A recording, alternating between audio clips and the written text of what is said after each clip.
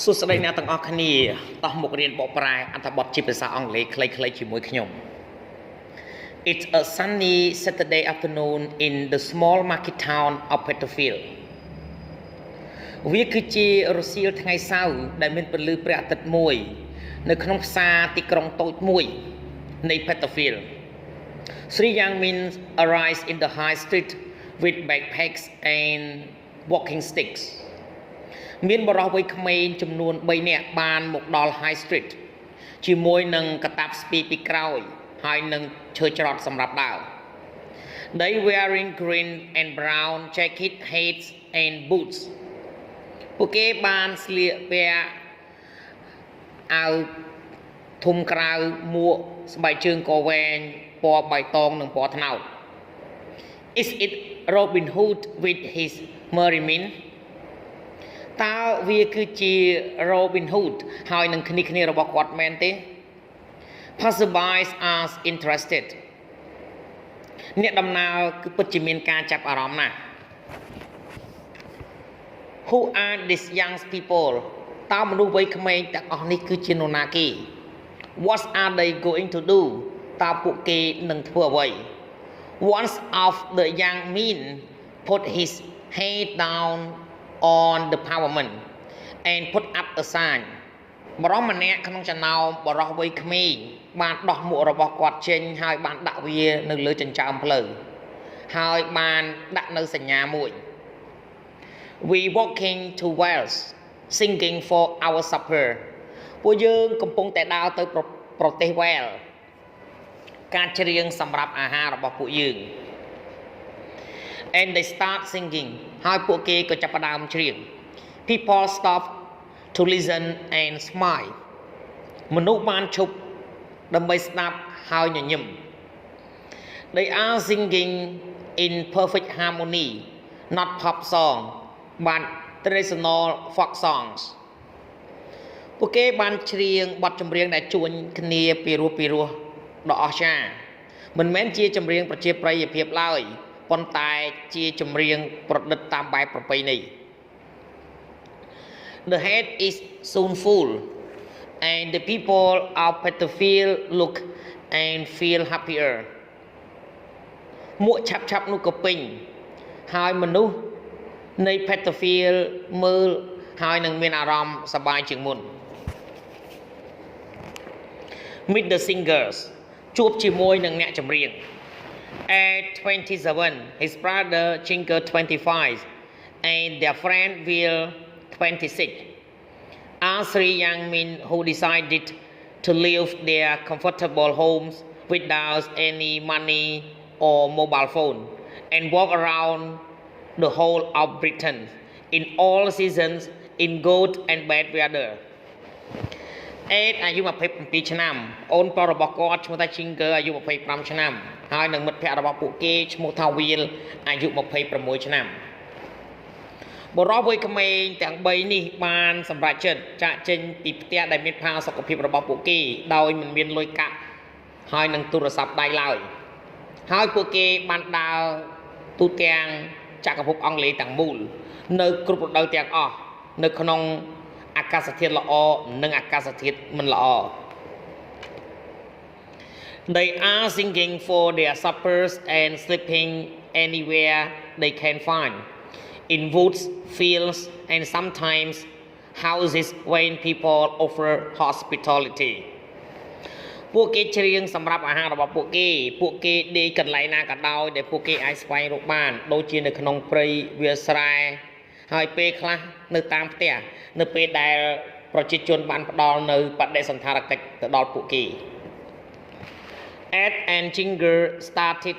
singing with Will when they were all at school together in Canterbury Ed ហើយនិង Ginger បានចាប់ផ្ដើមច្រៀងជាមួយនឹង Will នៅពេលដែលពួកគេបានរៀននៅសាលាជាមួយគ្នានៅក្នុង Canterbury After school, Ed went to study arts in Paris and London and became an artist. Ginger became a gardener and Will a bookseller. បន្ទាប់ពីសាលារៀនអេតបានទៅសិក្សាផ្នែកសិល្បៈនៅក្នុងទីក្រុងប៉ារីសនិងទីក្រុងឡុងហើយក៏បានក្លាយទៅជាវិចិត្រករ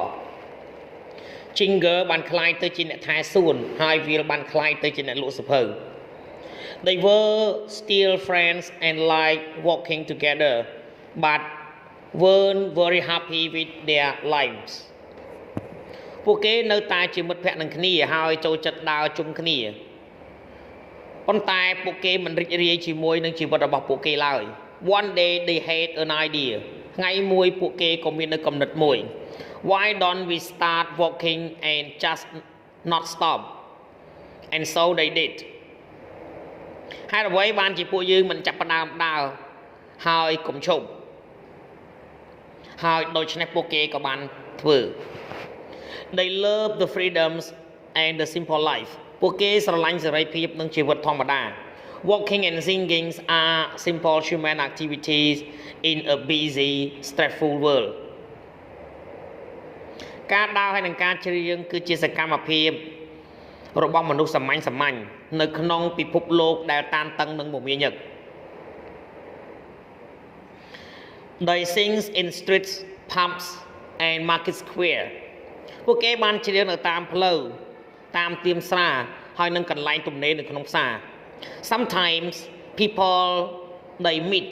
teach them new songs ពេលខ្លះមនុស្សដែលពួកគេបានជួបបានបង្រៀនពួកគេនៅបទចម្រៀងថ្មីៗ Why are they doing this ហេតុអ្វីបានជាពួកគេធ្វើនៅរឿងរ៉ាវនេះ People ask us why we doing this and we don't really have an answer say Will មនុស្សបានសួរពួកយើងហេតុអ្វីបានជាពួកយើងធ្វើរឿងរ៉ាវទាំងអស់នេះហើយពួកយើងពិតជាមិនមានចម្លើយពិតប្រាកដមួយឡើយ Will បាននិយាយ It's a great life and we learning so much on our journey វាជាជីវិតមួយដ៏អស្ចារ្យហើយពួកយើងបានរៀនសូត្រជាច្រើននៅលើការធ្វើដំណើររបស់ពួកយើង Their families worries about their futures but they don't គ្រួសាររបស់ពួកគេមានការព្រួយបារម្ភខ្លាំងណាស់អំពីអនាគតរបស់ពួកគេប៉ុន្តែពួកគេមិនព្រួយបារម្ភសោះឡើយ Last year they started a website www.walkaroundbritain.com and they made a series of 16 of their song កាលពីឆ្នាំទៅពួកគេបានចាប់ផ្ដើមគេហទំព័រមួយដែលមានឈ្មោះថា www.walkaroundbritain.com ហើយពួកគេបានបង្កើត CD មួយក្នុងចំណោមបទចម្រៀងទាំង6បទរបស់ពួកគេ This year they are going to make podcasts to tell more story of their works and they going to make another CD ឆ្នាំនេះពួកគេនឹងបង្កើតកម្មវិធីវិទ្យុមួយដើម្បីប្រាប់រឿងរ៉ាវឲ្យបានច្រើនអំពីការដើររបស់ពួកគេហើយពួកគេនឹងបង្កើតនៅ CD មួយផ្សេងទៀត They also plan to start a charity to have traditional country activity ពួកគេក៏មានគម្រោងការមួយផងដែរដើម្បីបង្កើតនៅអង្គការសប្បុរសធម៌មួយដើម្បីជួយអភិរក្សនៅសកម្មភាពតាមជនបទតាមបែបប្រពៃណី